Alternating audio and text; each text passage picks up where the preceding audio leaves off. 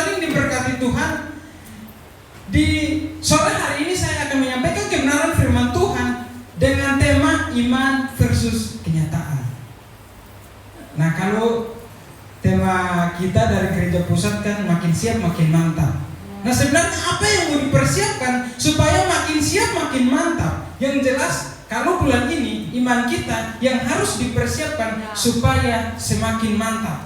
Tetapi terkadang kenyataan yang kita alami dalam kehidupan kita tidak sesuai dengan apa yang sudah kita harapkan, sehingga di ujungnya kita kecewa dan lain sebagainya. Karena apa? Sesuatu yang kita harapkan tidak terjadi sesuai yang kita inginkan. Terkadang kita sudah beriman, kita percaya sungguh-sungguh kepada Tuhan, tetapi semuanya itu tidak terjadi. Di dalam Alkitab saya melihat bahwa iman kita jangan dibangun atas dasar mujizat, atau iman kita jangan dibangun atas dasar berkat yang Tuhan kasih kepada kita. Karena begini Bapak Ibu Saudara-saudara, di mana 5.000 orang ketika Yesus disalibkan? Mereka di mana?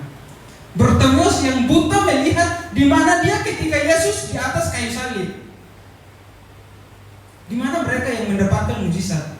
Di mana mereka yang mendapatkan makan roti? Di mana mereka yang mendapatkan berkat yang Tuhan berikan kepada mereka? Gak ada kan? Oleh sebab itu Bapak Ibu Saudara-saudara yang diberkati Tuhan, saya mau bilang bahwa iman jangan dibangun atas dasar mujizat, iman jangan dibangun atas dasar berkat yang kita dapatkan. Nah Bapak Ibu Saudara-saudara yang diberkati Tuhan, iman dan kenyataan seringkali bertolak belakang. Tetapi iman memungkinkan seseorang untuk berjalan melampaui situasi yang ada dengan pengharapan penuh akan intervensi Tuhan. Intervensi itu campur tangan Tuhan. Jadi Bapak Ibu Saudara-saudara yang diberkati Tuhan, seharusnya iman kita berjalan melampaui kenyataan yang akan terjadi. Yes, amen. Kenyataan terjadi mau seperti apapun tidak mempengaruhi iman kita. Amen. Seperti lagu tadi, walaupun gunung tak berpindah, itu lagu seharusnya jangan dinyanyikan Bapak Ibu. Atau lagu yang berkata bahwa ujilah aku Tuhan, saya belum siap Tuhan diuji. Ketika mungkin beberapa minggu lalu Ibu Heni bilang, Kakak Abner nanti berbicara tentang iman. Saya bilang, Bu, saya aja udah mau mualaf. Jadi Bapak Ibu Saudara-saudara yang diberkati Tuhan, hari-hari ini kita diperhadapkan dengan begitu banyak kenyataan sehingga membuat kita lemah, ragu akan kebaikan Tuhan, ragu akan kasih Tuhan, membuat kita ingin menyerah dan lain sebagainya. Di sore hari ini kita akan belajar tentang satu tokoh di dalam Alkitab yang sangat luar biasa, yang masalah kehidupannya itu sangat luar biasa. Saya nggak tahu kalau kita berada di posisinya. Nah di sini ya, karena temanya berbicara tentang iman versus kenyataan, tetapi yang saya bahas duluan adalah kenyataan. Nah kita buka kitab kita, Mazmur 3 ayat yang ke-1 sampai yang ke-9. Di sini saya mulai bahas dari ayat yang pertama berkata bahwa Mazmur Daud ketika ia lari dari Absalom anaknya. Nah Bapak Ibu Saudara, dia sudah beriman tetapi banyak masalah yang dihadapi. Terkadang kita bilang bahwa saya ikut Tuhan supaya saya mendapatkan berkat, saya ikut Tuhan supaya saya tidak mendapatkan masalah. Tetapi Bapak Ibu, apa kurang dekat Daud sama Tuhan? Mungkin kedekatan Daud sama Tuhan mungkin tidak ada bandingan dia sama kita. Tetapi di sini di Mazmur yang ketiga ayat 1 berkata bahwa Mazmur Daud ketika ia lari dari Absalom anaknya. Mengapa Daud lari dari Absalom? Karena apa? Absalom ingin membunuh Daud.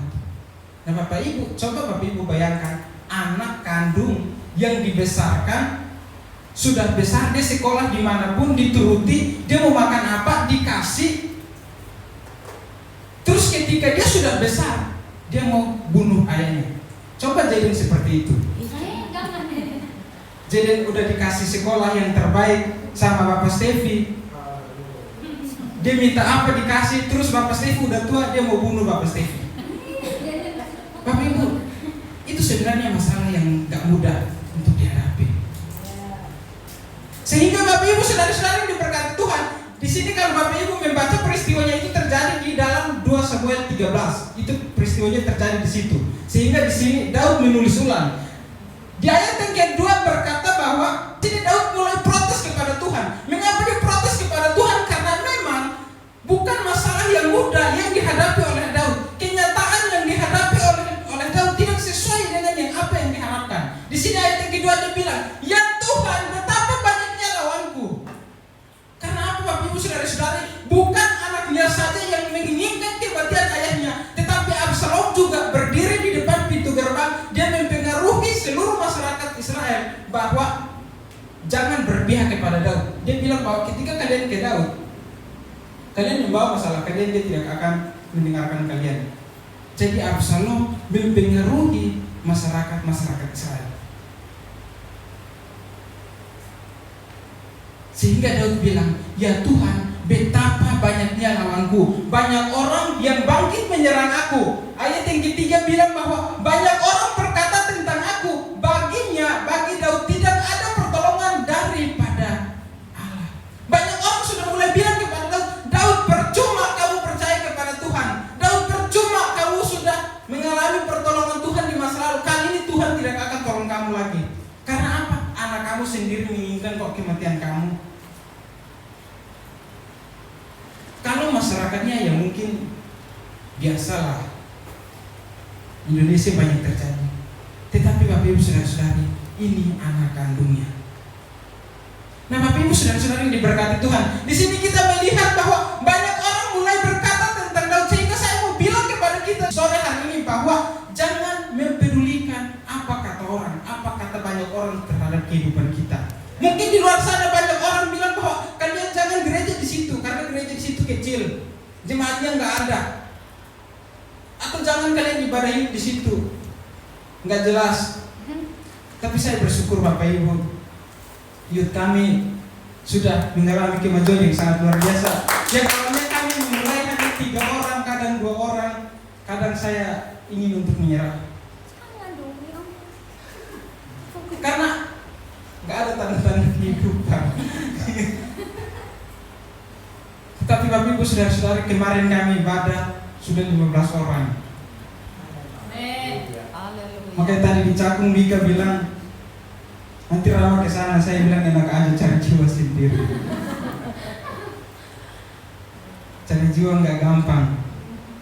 Nah Bapak Ibu Saudara-saudari yang diberkati Tuhan, saya mau bilang bahwa ketika banyak orang berkata tentang Daud, kita juga jangan mempedulikan apa kata orang terhadap kita. Mungkin orang bilang bahwa kamu dari timur, muka kau kayak debt collector.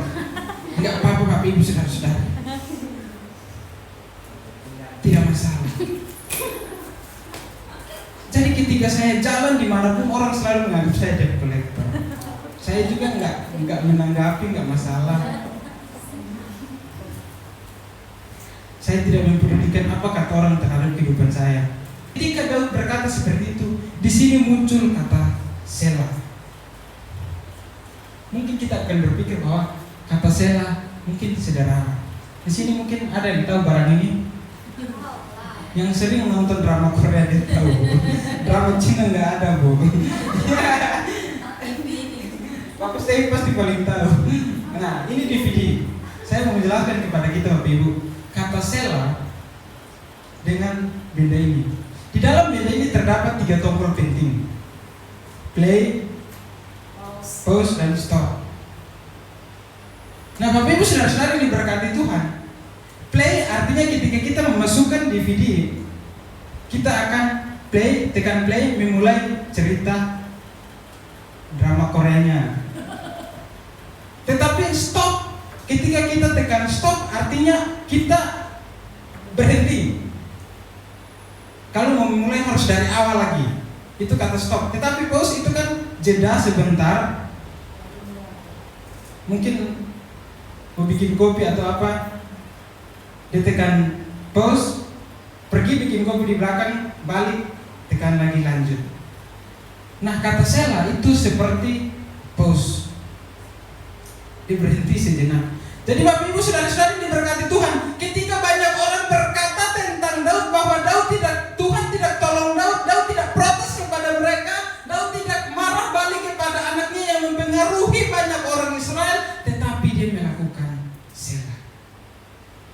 Dia diam di hadirat Tuhan. Dia datang kepada Tuhan. Dia nggak protes. Dia berhenti sejenak. Mungkin hari ini kita berpikir bahwa ini, Bapak Ibu, ini yang saya dapatkan di dalam perenungan saya beberapa minggu ini. Karena kita terlalu sibuk dengan pelayanan kita. Banyak jadwal pelayanan kita, mungkin kita melihat bahwa saya keren, saya banyak jadwal melayani, toh ini untuk Tuhan, tetapi kita tidak melakukan sela. Berdiam di hadirat Tuhan secara pribadi. Dan ini yang saya rasa hilang dari kehidupan saya. Terlalu banyak jadwal pelayanan yang kita ambil. Atau mungkin kita yang tidak pelayanan, mungkin terlalu banyak pekerjaan yang kita lakukan, terlalu banyak hal-hal yang kita lakukan di luar sana, sehingga tidak ada waktu untuk kita berdiam di hadirat Tuhan. Tidak ada waktu supaya kita datang secara pribadi kepada Tuhan. Karena apa, Bapak Ibu, saudara-saudari, ketika kita terus play dan play terus, cepat stop. Barat elektronik saja ketika di play terus pasti cepat panas dan cepat rusak. Nah, kehidupan kita ketika kita juga berkata bahwa ini kan saya pelayanan untuk Tuhan. Bapak Ibu, itu pekerjaan Tuhan. Saya terberkati dengan Ibu Heni pernah bilang bahwa yang kita lakukan sekarang ini adalah pekerjaan Tuhan. Tetapi melayani Tuhan secara pribadi, pernahkah kita lakukan itu? Hari-hari ini apakah masih kita lakukan itu atau enggak? Tidak usah mempedulikan pelayanan kita, pekerjaan kita. Tidak salah ketika kita bekerja, Bapak Ibu, tetapi luangkan waktu untuk datang kepada Tuhan. Ketika Daud melakukan sela, di sini kata ayat yang keempat berkata bahwa tetapi Engkau Tuhan adalah perisai yang melindungi aku. Di sini kata tetapi saya menggaris bawahi. Nah, kata tetapi, Bapak Ibu, artinya sangat luar biasa kata tetapi ini. Mungkin orang bilang kepada seseorang, kamu cantik, kamu ganteng, tapi bau. Orang gak akan ingat yang cantik dan gantengnya lagi. Yang orang ingat bau. Atau orang bilang bahwa rumah itu besar, rumah itu mewah, tetapi bolong-bolong. Orang gak akan ingat yang besar dan mewahnya lagi, tetapi orang akan ingat bolong-bolongnya tadi. Nah, Bapak Ibu, saudara-saudara yang diberkati Tuhan, maksud saya adalah ketika Daud melakukan sela, di sini dia berkata tetapi Engkau Tuhan, dia mematikan semua arti tadi yang mengeluh di belakang itu, Bapak Ibu, saudara-saudari. Yang tadi bilang bahwa banyak orang berkata tentang aku tidak ada pertolongan. Allah sudah tidak mempedulikan Daud. Ketika dia melakukan sela, dia menggunakan kata tetapi, mematikan semua pengeluhan tadi di belakang, mematikan semua tadi protes-protes yang ada di ayat-ayat sebelum. Sehingga di sini dia bilang, tetapi Engkau Tuhan adalah perisai yang melindungi aku, Engkaulah kemuliaanku dan yang mengangkat kepalaku. Dengan nyaring aku berseru kepada Tuhan dan Ia menjawab aku di gunungnya yang kudus. Di sini Alkitab bilang bahwa dan Ia menjawab aku dari gunungnya yang kudus. Muncul lagi kata sela. Ketika Tuhan sudah menjawab, dia tidak melupakan Tuhan. Dia datang lagi kepada Tuhan. Terkadang kita, ketika Tuhan sudah menjawab apa yang menjadi pergumulan kita, apa yang sudah menjadi doa kita, kita gak datang lagi kepada Tuhan. Mulai tinggalin Tuhan. Itu kenyataan yang sering terjadi dalam kehidupan kita. Kenyataan yang mungkin saya tidak tahu kita seperti itu atau enggak. Tapi mari kita koreksi diri kita masing-masing. Apakah saya seperti itu? Dan kita belajar dari Daud. Ketika Tuhan sudah menjawab, dia datang kembali kepada Tuhan. Berdiam di hadirat Tuhan. Kita lanjut, Bapak Ibu saudara-saudara yang diberkati Tuhan. Di ayat yang kelima dan yang berkata, aku membaringkan diri lalu tidur. Orang kalau punya masalah nggak bisa tidur. Apalagi masalah dengan anak kandungnya sendiri. Anak kandung ingin bunuh dia. Masyarakat Israel ingin bunuh dia. Dia lari. Tapi Bapak Ibu saudara-saudara yang diberkati Tuhan, ketika dia melakukan sela, di sini Alkitab bilang bahwa aku memberanikan diri lalu tidur.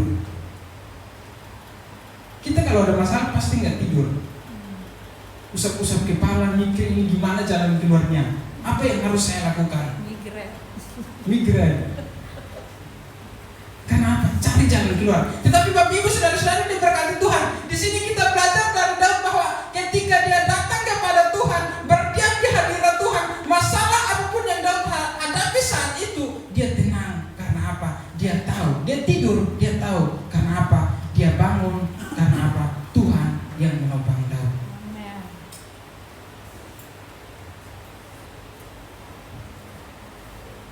Bapak Ibu saudara-saudara yang diberkati Tuhan, ini tidak gampang untuk dihadapi oleh seseorang.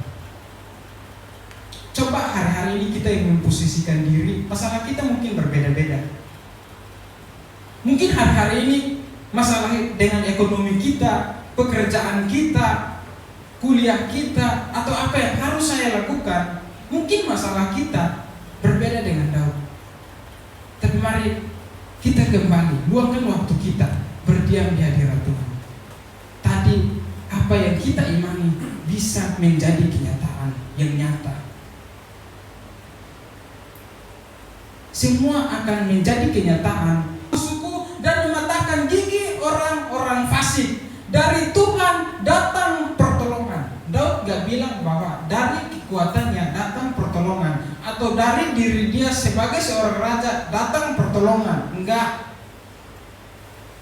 Tetapi dia bilang dari Tuhan datang pertolongan. Berkat-Mu atas umat-Mu. Dia melakukan apa? Selah lagi. Saya mau kita sama-sama membaca ayat ini. Ayat yang ke-9. Sama-sama ini ayat yang ke-9 berkata dari Tuhan. Sama-sama kita baca 1, 2, 3. Dari Tuhan datang pertolongan, berkat-Mu atas umat-Mu. Saya akan baca bagi kita semua. Dari Tuhan datang pertolongan, berkat-Mu atas semua jemaat yang hadir di sore hari ini. Dia melakukan sekali lagi, berdiam di hadirat Tuhan. Karena apa? Ini imannya yang mulai bertindak. Karena apa? Tadi kenyataannya semua pahit, kenyataannya semua tidak mengenakan. Tetapi ketika imannya mulai bertindak, kenyataan-kenyataan itu tidak mempengaruhi imannya. Mengapa Bapak Ibu saudara-saudari? Karena apa? Selalu berdiam di hadirat Tuhan. Mungkin ini yang saya sampaikan, saya serahkan kepada Ibu.